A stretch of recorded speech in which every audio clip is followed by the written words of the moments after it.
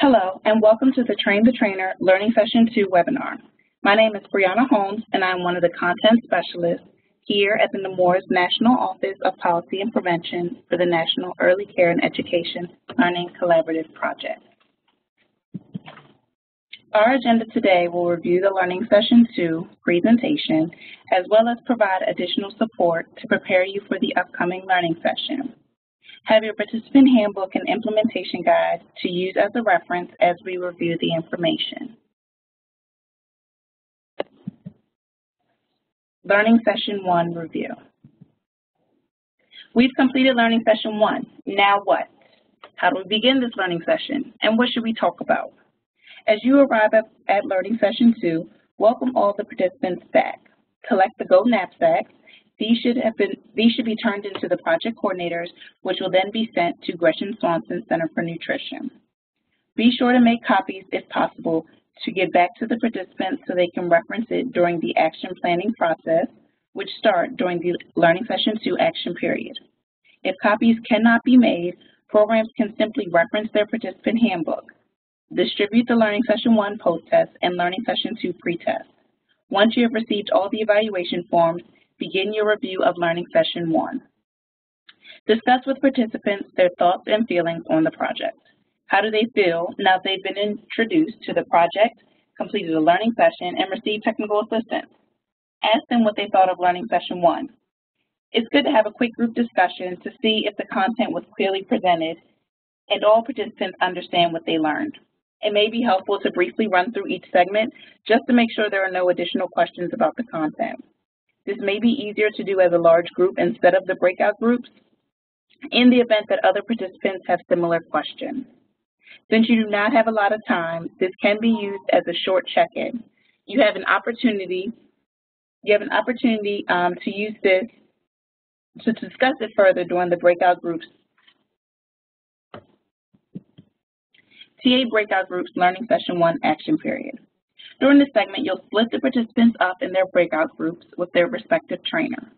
Facilitate a group discussion around the Learning Session 1 Action Period task participants completed and turned in.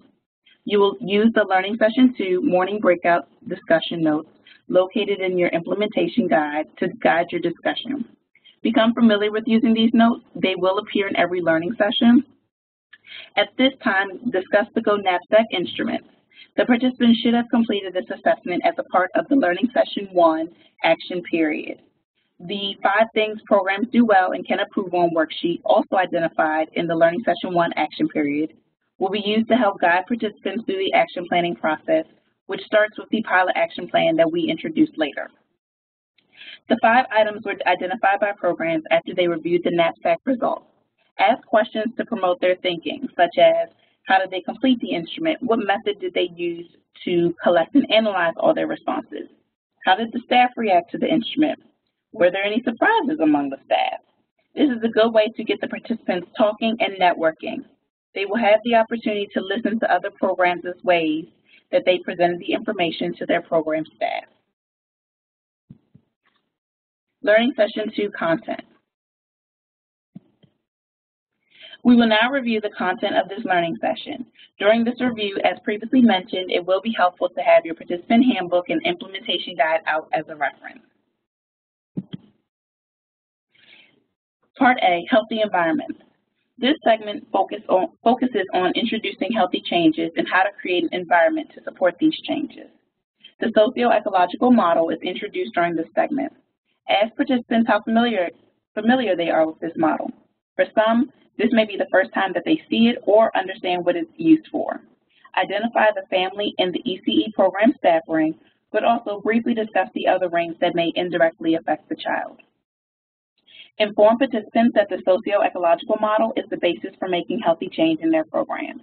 They will be asked to break down their changes based on the ring of the socio-ecological model for their long-term action plan, which begins at Learning Session 3 action period. Even though this does not start until Learning Session 3, it's a good idea to kind of get the participants thinking and kind of see who will be involved and who may be impacted by the healthy changes the programs decide to make.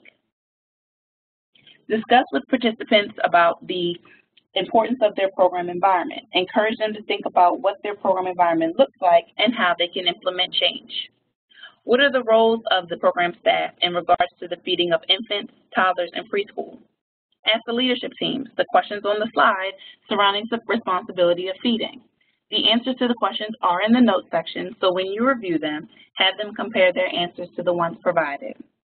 The Division of Responsibility in Feeding was developed by Ellen Satter, who is a registered dietitian, therapist, and guru in child nutrition and eating behaviors. Once you completed this segment, you will implement a physical activity break. You will use the nutrition and movement book or the activity kit to conduct this activity. Part B, best practices of healthy eating. The Dr. Wei's Grocery Shopping Guide is a reference for participants to use when shopping for food items. Encourage the participants to share this resource with their parents. Testing your knowledge is just a fun way for the participants to see what they know based on the information presented. So use this as an opportunity to review any of the material and answer any additional questions. Participants will use the Nemours Best Practices for Healthy Eating Guide to answer any questions. The answers can be found in the notes section of the PowerPoint. Now, Part B has activities. There are 2 activities and 2 physical activity breaks conducted in this segment. Please use the nutrition and movement activity kits for these breaks. If you have a physical activity that you would like to use in place of the ones provided, please feel free. We encourage you to introduce your activities, and we would love to hear from you what activities worked and continue to work for you. The sugar sweetened beverage activity requires a certain amount of preparation prior to the facilitation. Please review the materials list located in your implementation guide to make sure that you have all the appropriate materials. This activity has been a big hit in previous learning sessions, so have fun with it. The menu analysis activity is a fun way to have providers see what foods they may be providing that may not be as healthy as they assume. The participants can find this activity in their participant handbook. Have them use their handbooks as they work in groups to determine the appropriate foods. If time permits, promote a discussion among the participants. Encourage them to ask each other what foods are they currently serving that can be replaced with healthier options. The answers to the activity can be found in the implementation guide. Now, the listed resources are those that are distributed in this learning session. Prior to the learning session, ensure that you have received all the materials. It is important to review the resources with the participants to ensure usage. Try to promote their use in the classroom so that the participants have examples of the best way to integrate them in their program. The Nutrition Activity Kits, Best Practices for Healthy Eating Guide, and Nutrition and Wellness Tips for Young Children CACFP Provider Handbook will be provided, one per program. Immediately following the presentation is a networking lunch, so if possible, try to use this time to have resources out and available for your participants to look at throughout the classroom. Part C, facilitating change in your program. This segment is an opportunity to work with the leadership teams to prepare them for facilitating a mini learning session with their program staff. Programs should use the 5 things they can improve upon identified in Learning Session 1 action period for their pilot action plan. They will choose 1 or 2 of the things they would like to change in their program and begin to develop a plan to put these changes in action. Review with the leadership teams their role once they return to their centers and begin to work with their staff. Provide them with examples of what they can do to present the information in a manner that will encourage and motivate the staff. The storyboards are also introduced at this time. You should have received your trifold boards prior to the learning session. There are 2 trifold boards per program.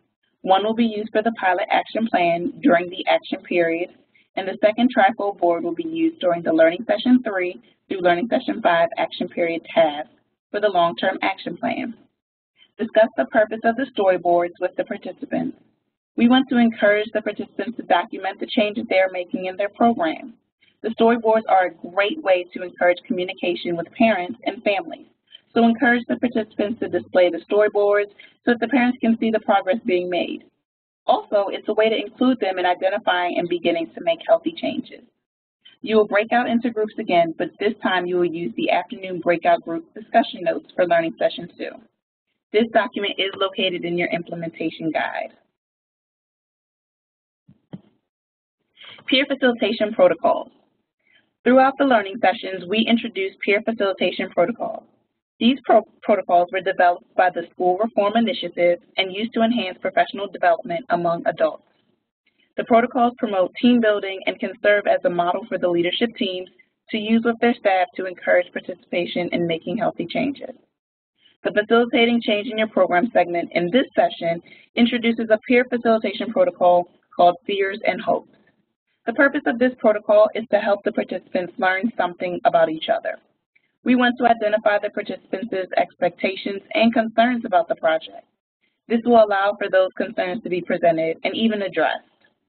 Encourage the leadership teams to implement this activity with their staff. This will allow them to see what their staff are feeling about the project and the goals that the program is trying to meet. The instructions for how to facilitate the protocols can be found in the implementation guide.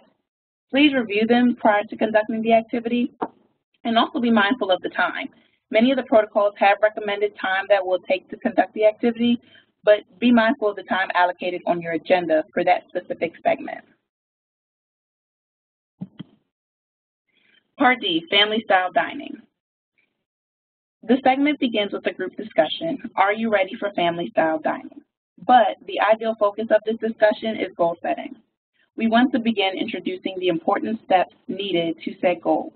This goal-setting activity will provide guidance for developing the pilot action plan for Learning Session 2 and even the long-term action plan for Learning Session 3 through 5.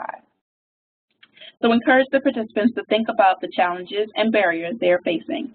Once these have been identified, assist them with setting their goals. During the goal setting, look at the how, what, who, when, and where to assist the participants in developing realistic and attainable goals.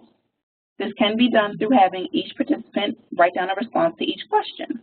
So, for example, for question how can I encourage the children to properly use mealtime utensils?